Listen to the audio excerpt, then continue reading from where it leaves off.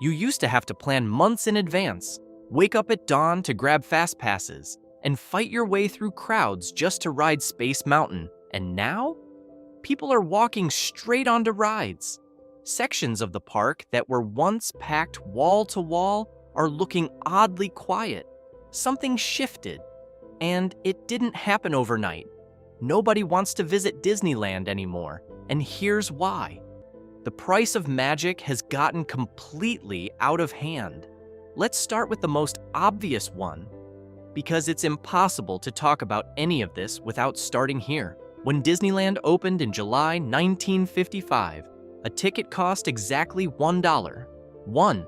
And yes, before anyone brings up inflation, that dollar would be worth about $11 today, a far cry from what you're paying now. In 2005, a single-day Disneyland ticket cost around $56. By 2015, that had climbed to $99. Today, depending on the day you visit, that same one-day, one-park ticket runs anywhere from $104 on the slowest days all the way up to $224 on peak days. According to data tracked by Mickey Visit, the highest-priced single-day ticket at Disneyland increased by over 114% between 2014 and 2024 alone, a rate that significantly outpaces general inflation over the same period. And a ticket is just the beginning. If you're driving, you'll pay $35 to $40 just to park your car. Food inside the park runs roughly $80 per person per day if you're doing quick service breakfast, lunch, and a sit-down dinner. That's a conservative estimate. Then there's merchandise, souvenirs, the park hopper upgrade if you want to visit both Disneyland and California Adventure on the same day. That's an extra $70 to $90 on top of your base ticket. If you want Lightning Lane access to skip lines, that adds more per person per day on top of everything else. For a family of 4 doing a 3-day trip, not counting hotel and airfare, estimates consistently land in the range of $3,300 to $3,400. That number moves upward fast once you add flights and a place to sleep. As one longtime Disney fan put it bluntly after pricing out a 10-day Walt Disney World trip in 2022, "We could do a couple of trips to Europe for that. It's just too much." He canceled his reservation and never rebooked.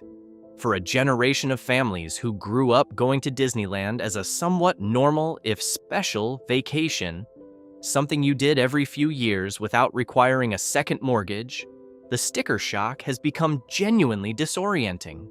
The price no longer matches the cultural memory of what Disneyland is supposed to be.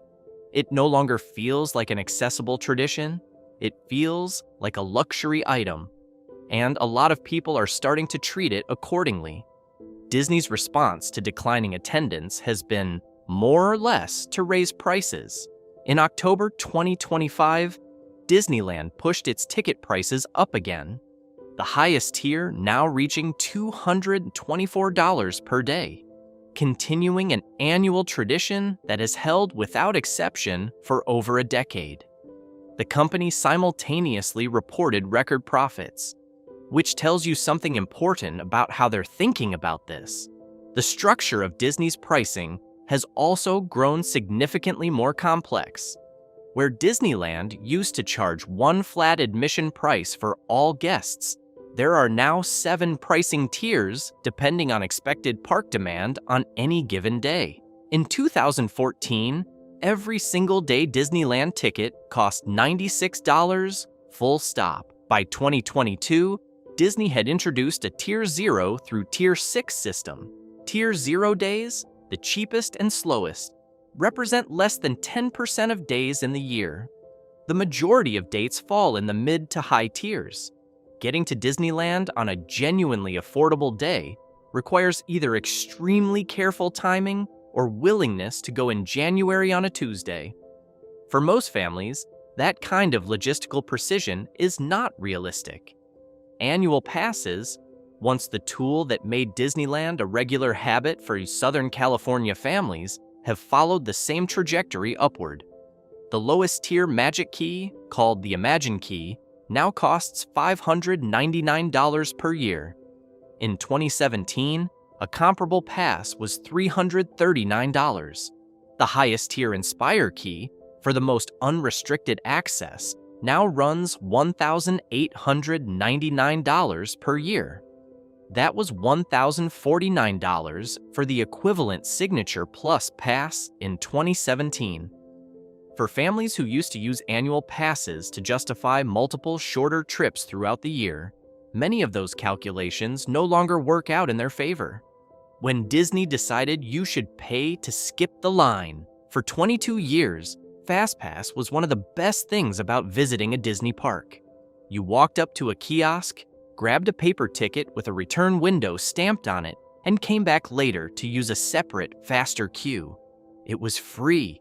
It was built into your admission.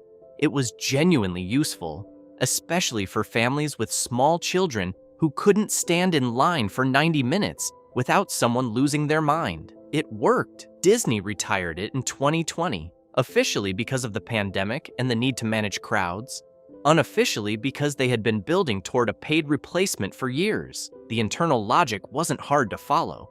If something adds meaningful value to a guest's visit, why give it away for free? What came next was Genie Plus, launched in October 2021. Same basic concept as FastPass, except now you paid for it. At Walt Disney World, the starting price was $15 per person per day. At Disneyland, the structure was slightly different, but similarly priced. And here's the part that really irritated people. Even with a Genie Plus purchase, the most popular rides weren't included. Those required separate purchases called individual lightning lanes on top of the Genie Plus fee you'd already paid.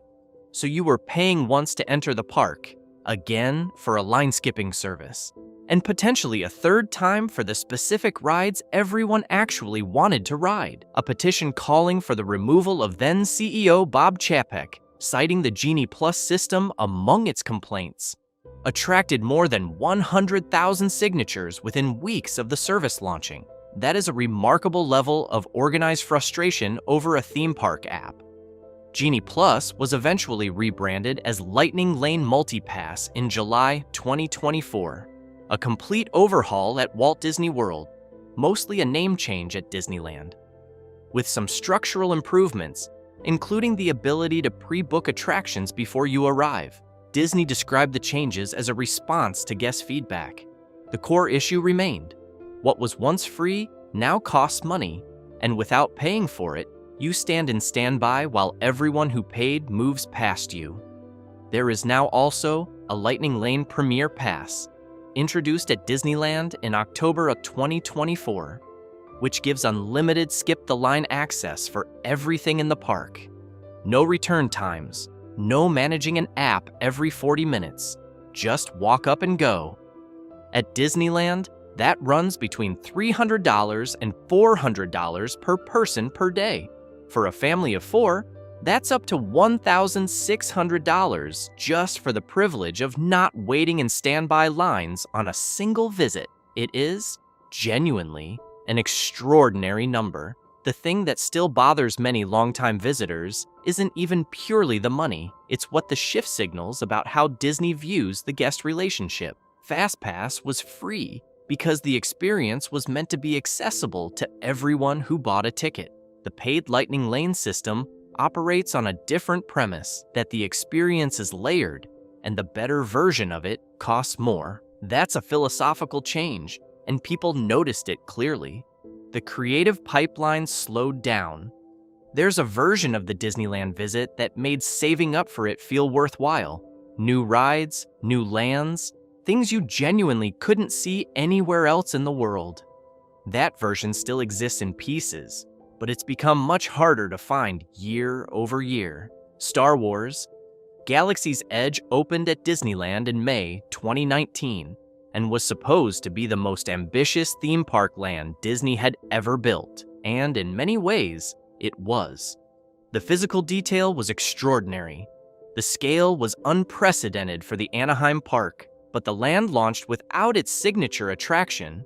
Rise of the Resistance didn't open until January 2020, 7 months after the land itself, meaning the first wave of visitors arrived to find the centerpiece missing.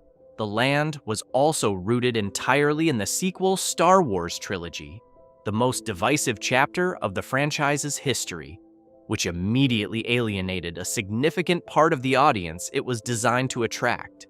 The generation that grew up with the original Star Wars arrived to find a land set after their story ended, built around characters they were still debating whether they liked. It was an odd creative choice, and Disney is only now beginning to reverse it. Starting in late April 2026, Galaxy's Edge at Disneyland is shifting its timeline to integrate characters from the original trilogy era.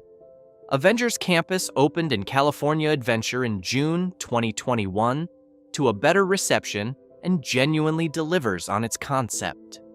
But between large-scale openings, the pace of new, fully realized experiences has slowed. Most of what Disney has announced for Disneyland in the coming years, a new Avatar Land, the Avengers Infinity Defense Ride, a Coco-themed boat attraction, is still in development or early construction. The Disneyland Forward expansion plan, which would be the most significant resort growth since California Adventure itself opened in 2001, received final city approval from Anaheim in May 2024. Much of what it promises won't materialize for years, possibly well into the next decade. In the meantime, the park's core attraction lineup looks largely like it did 15 years ago. Beloved iconic rides, but also rides that were there when today's parents were bringing their own parents. For someone now visiting with their children, the nostalgia is genuine. The novelty for the kids is thinner. And then there is the $300 million cautionary tale. Star Wars Galactic Star Cruiser at Walt Disney World opened in March 2022. It was a 2-night immersive hotel experience set aboard a fictional starship. Guests lived in character, completed story missions, dined in a themed restaurant, and were woven into an ongoing Star Wars narrative. The concept was genuinely original. Early press reviews were often glowing, but starting prices ran upward of $5,000 for a family, placing it far outside the reach of the vast majority of people who might have wanted to experience it. The math never worked at scale. Disney closed it permanently in September 2023 after just 18 months, taking an accelerated depreciation loss of roughly $300 million. The building is now being converted into offices for Walt Disney Imagineering. A bold idea ended not because the concept was poor, but because almost nobody could afford to discover whether it was good. The park experience changed in ways that are hard to ignore. There's something that has quietly changed about the physical experience of being inside Disneyland. Something harder to quantify than ticket prices or ride counts, but just as real to anyone who's been going for decades. Walt Disney was famously obsessive about the immersion of the park.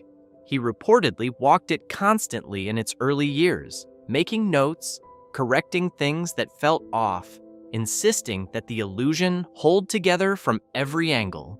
The goal was a place where you stepped through the gates and genuinely felt like you'd left the outside world behind. That immersion has been steadily chipped away. The proliferation of app-based everything means guests spend a meaningful chunk of their day staring at their phones. You need the app to purchase Lightning Lane passes, to check wait times, to place mobile food orders, to manage the day. The smartphone has become an essential piece of Disneyland equipment, which is a strange thing to say about a place conceived as an escape from the pace of ordinary modern life. The park's own digital infrastructure now pulls you back into the same scrolling, tapping, checking mode that most people go on vacation to get away from. It's worth noting what was lost in the transition. FastPass machines were physical objects placed in the park itself. You walked up to one near a ride, grabbed your ticket, and then went about your day without thinking about it. The process took about 30 seconds and required no downloading, no logging in, no understanding of a tiered pricing system. It was the opposite of friction. The current Lightning Lane system requires you to open an app, navigate a booking interface, pay, and then manage your reservations throughout the day, adjusting when things sell out or when your plans shift. It is, by any honest measure, more work, and it costs money on top of the ticket you already paid. Food prices have reached a point where eating inside the park is its own separate financial calculation. A quick service lunch for a family of 4 runs $50 to $60 before dinner, or a single afternoon snack. Sit-down character dining experiences run $35 to $60 per person per meal before drinks. Merchandise has followed the same trajectory. Small, spontaneous moments of joy that used to be baked into the visit now come with price tags that make you silently recalculate what you've already spent. On top of the base experience, the resort is now layered with upsells in a way it simply wasn't a decade ago. Premium viewing areas for the nighttime shows that require a separate ticket. Special hard ticket events in the evening that are add-ons to your regular park admission. Club-level hotel perks. The Lightning Lane Premier Pass. What your standard ticket actually buys you increasingly feels like a starting point rather than a complete day. None of this happens in a single dramatic moment. It accumulates across the day, in the parking structure, and the app notifications, and the lunch bill, and the line for the ride you didn't pay extra to skip. And somewhere in that accumulation, a certain kind of magic quietly exits the building. The numbers started telling the story. Disney doesn't publish individual park attendance figures directly, which makes precise year-over-year comparisons difficult. But between earnings calls, regional tourism tax data, and annual reports from the Themed Entertainment Association, enough pieces exist to see the shape of what's happening. Disneyland in Anaheim drew an estimated 17.25 million visitors in 2023, increasing slightly to 17.3 million in 2024. Both figures remain below the park's 2019 pre-pandemic attendance. Magic Kingdom, which typically leads all theme parks globally, drew roughly 21 million visitors in 2019. By 2024, that number had recovered to around 17.8 million. The parks are still among the most visited attractions on the planet, but they are operating meaningfully below their pre-pandemic peak, 5 years after the pandemic ended, and the gap has been closing only slowly. In November 2025, Disney's fourth quarter earnings report confirmed a 1% decline in U.S. domestic park attendance for fiscal year 2025, following a 1% gain the year before. The company simultaneously reported a record $10 billion in profit for its experiences division that same fiscal year. Fewer people came through the gates, and Disney made more money than ever. That is not a contradiction. It is a pricing strategy working as designed. Extract more from fewer guests, maintain strong per cap spending, protect the margin. Disney executives have pointed to the natural tapering of post-pandemic revenge travel demand as the primary driver of softer attendance. That is a real and documented phenomenon.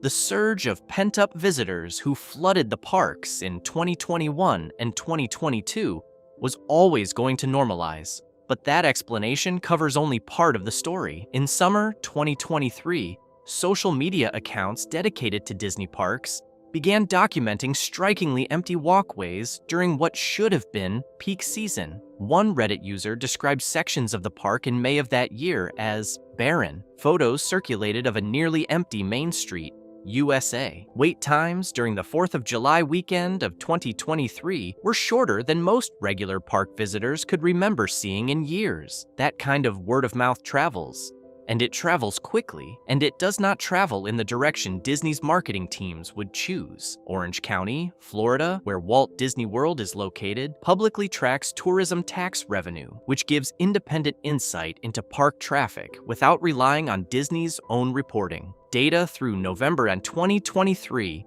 showed tax collection down 5.2% compared to the same period in 2022, representing roughly $3.2 million less in collected taxes. November the 2023 specifically was down 4% year over year. These declines were not isolated to Disney. Universal and SeaWorld, both also in Orange County, saw similar softening, but the broader direction was consistent with the anecdotal reports of quieter parks. Disney's own CFO, Hugh Johnston, signaled in the fiscal 2024 earnings call that Disneyland and international parks would see attendance slowdowns, describing the pattern as the back end of pent-up demand exhaustion. That's corporate speak for people who really wanted to come came, and now the pool of extremely motivated visitors is smaller, the implication being that the next wave of visitors needs a new reason to show up, not just the post-pandemic impulse to finally make the trip. The competition finally showed up. For most of Disneyland's history,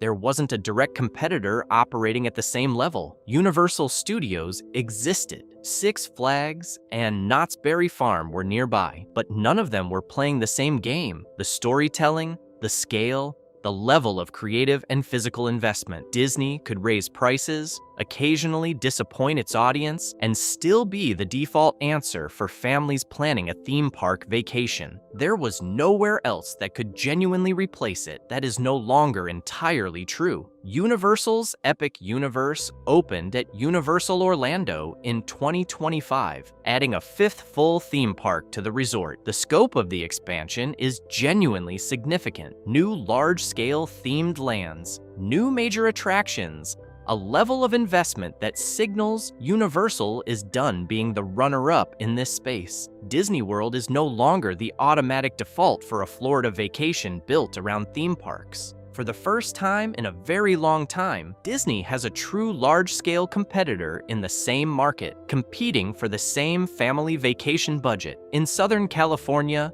Universal Studios Hollywood has continued improving its own lineup. The comparison for a family planning a day at a theme park in the Los Angeles area is more interesting now than it was 5 years ago, particularly at a price point that tends to run below a Disneyland ticket on most days. There is also the broader question of where vacation money goes. For the total cost of a 4-day Disneyland trip for a family of 4, including tickets, hotel, food, and Lightning Lane passes, the alternatives include a week in a European city, a trip to Japan, a Caribbean all-inclusive, or a national parks road trip. Families who have done Disneyland before and are looking at that comparison more carefully are increasingly opting for the alternative. The park is competing not just with other theme parks, but with the entire universe of how people choose to spend limited vacation time and money. There's also a generational dimension here that doesn't get discussed enough.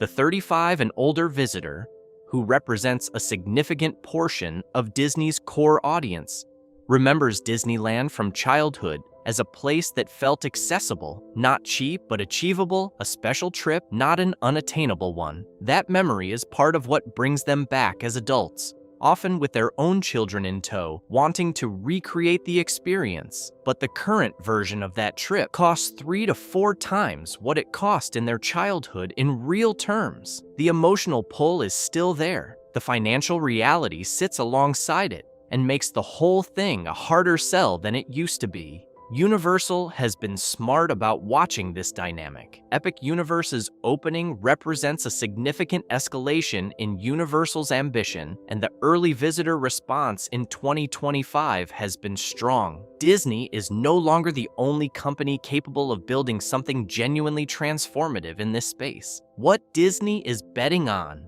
The $60 billion announcement. That's the number Disney has publicly committed to investing in its parks and cruise operations over a 10-year period, representing the company's most significant statement about the long-term future of its theme parks business. It is a number that signals Disney has not given up on the parks. Quite the opposite. The Disneyland Forward Plan, with final city approval from Anaheim secured in May 2024, is the most ambitious expansion the resort has seen since California Adventure opened over 20 years ago. New attractions are in active development. Avengers Infinity Defense, Stark Flight Lab with Robert Downey Jr. reprising Tony Stark, and a first-ever audio animatronic figure of Walt Disney himself in the Main Street Opera House. The long-term vision for what the resort becomes over the next decade is genuinely compelling on paper, but Disney's track record of announcing things well in advance and delivering them later than projected is consistent enough that the most informed park followers have learned patience as a prerequisite, and the pipeline of future experiences, however impressive, does not solve the immediate problem of the guest who looked at ticket prices last spring, did the math for their family, and decided to go somewhere else this year. The strategy appears to be, hold the line on pricing, invest in future draws, and trust that the Disney brand has enough accumulated loyalty to bring people back when the new experiences arrive. It's not an unreasonable bet. It is a bet, though, and it depends on the emotional connection between the Disney Parks brand and its audience staying intact through a period in which that audience is being asked to pay significantly more for a visit that feels meaningfully different from what they remember. What makes it complicated is the long-term math on brand loyalty. The guests being priced out today are often families with young children, the very demographic that has historically become the next generation of Disney adults. A kid who grows up never visiting Disneyland because it was too expensive doesn't automatically grow up to be someone who saves up and makes the trip as an adult. That emotional imprint, the one that has powered Disney's theme park business for 70 years, is largely built in childhood. You build it young, or in many cases, not at all. Disney has always understood this instinctively. The parks were designed as multi-generational experiences precisely because Walt Disney recognized that children who fell in love with the park would one day bring their own children. The current pricing strategy, whatever its short-term merits, is quietly working against that long game, and Disney, for all its record profits, almost certainly knows it. The real reason people stop going. When you talk to people who went to Disneyland regularly and have since stopped, the answer is rarely just one thing. It's an accumulation, the slow-building sense that the experience is no longer built around them having a great time, and more around Disney maximizing what they spend on the way to the exit. The Fast Pass was free, and then it wasn't. The annual pass program that used to make repeat visits financially reasonable has been restructured. The lowest tier Magic Key is now $599 per year, up from $339 for a comparable pass in 2017, an increase of more than 75% in less than a decade. The park used to feel like a complete experience included in admission. Now it feels like a foundation from which you're constantly being invited to spend more. The new rides took longer to arrive than announced. The most expensive and ambitious new concept in years opened, charged thousands per night, and was gone in 18 months. And through all of it, Disney has continued raising prices and reporting record profits. There's a specific kind of frustration that comes from loving something for a long time and then watching it change in ways that feel like they weren't made with you in mind. Disney parks have an unusual relationship with their audience, one built on childhood memory, family tradition, and an emotional connection that most businesses could only dream of cultivating. People don't feel that way about a grocery store or a cell phone plan. They feel that way about Disneyland because it was part of who they became. That emotional equity is real, and it's deep, and it has been absorbing a lot of pressure. The risk Disney is running is a quiet one. It's not that guests are angry enough to swear off Disney parks forever in dramatic fashion. It's that they're simply opting out, not buying the annual pass this year, skipping the summer trip, doing something else. Individually, each of those decisions is invisible.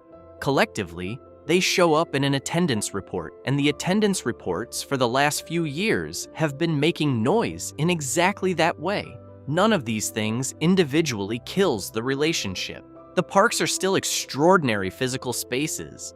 The craftsmanship, the detail, the scale, these are real. The emotional power of standing on Main Street, USA at night, with the castle lit up and the whole place doing what it does.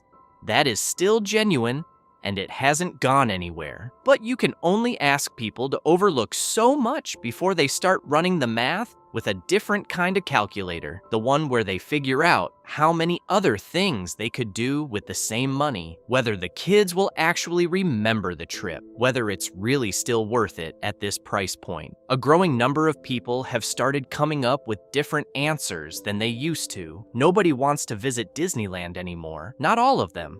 Not permanently, but enough of them, for now, that the park is noticeably quieter than it once was. Whether Disney earns them back depends less on the investments announced and more on whether the company decides the guest experience is worth protecting for its own sake, not just as a line item on a per capita spending report. The magic of Disneyland was never really about the rides. It was about how the place made people feel. That's harder to price, harder to package, and a lot harder to get back once it's gone. If this video made you think twice, or reminded you exactly why you haven't booked a Disneyland trip lately, hit the like button and subscribe. We cover the stories behind the places and experiences that shaped popular culture, and there's a lot more coming.